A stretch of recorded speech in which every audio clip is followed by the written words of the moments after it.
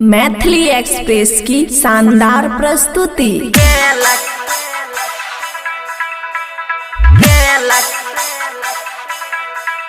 रतिया में के लखिया बरे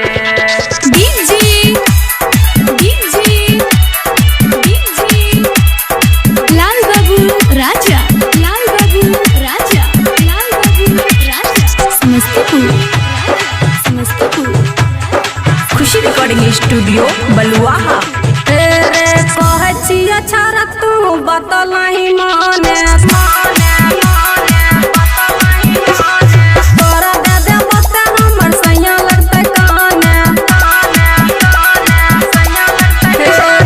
कहचिया छारा तू बतलही माने तोरा दे दे बता हमर सैया लगते काने रोज पाना में उसुतावरे उत लगही बिछावना बिछावरे रतिया में के लखियावरे उत लगही बिछावना बिछावरे रतिया में के लखियावरे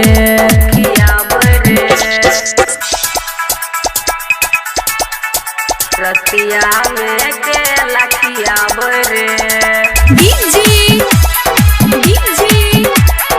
लाल बाबू राजा खुशी रिकॉर्डिंग स्टूडियो बलुआहा।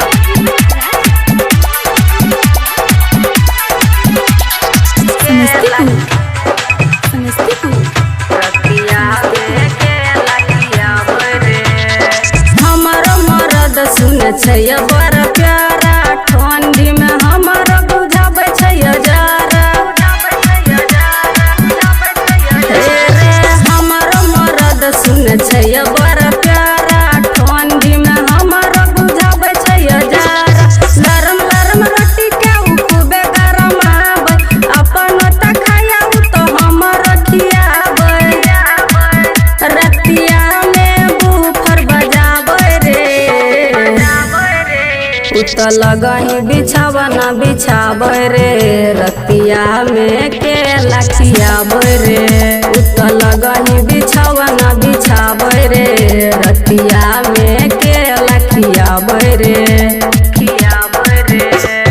डीजे रतिया में के लाल बाबू राजा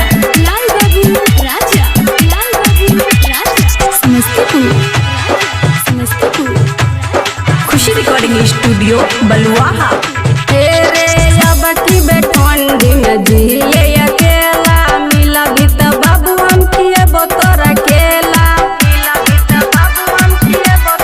तेरे अब की ठंडी में झीले अकेला मिला भी त बाबू हम किए बोतर अकेला रतिया में देबा हम लाइट बुझाई तोहरा के सुन बाबू लेबो हम मंगाई छोटू रंग बज के हम बोलेबै रे आई संगही बिछावना बिछैबै रे रतिया में के लखिएबै रे उत लगही बिछावना बिछाबै रे रतिया में के लखियाबै रे कहचिया छारा तू बतलही माने तोरा दे दे बता हमर सैया लगते काने रोज पाना में उसुताबै रे उत लगही बिछावना बिछाबै रे रतिया में के लखियाबै रे उत लगही बिछावना बिछाबै रे रतिया में के लखियाबै रे खुशी रिकॉर्डिंग स्टूडियो बलुआहा।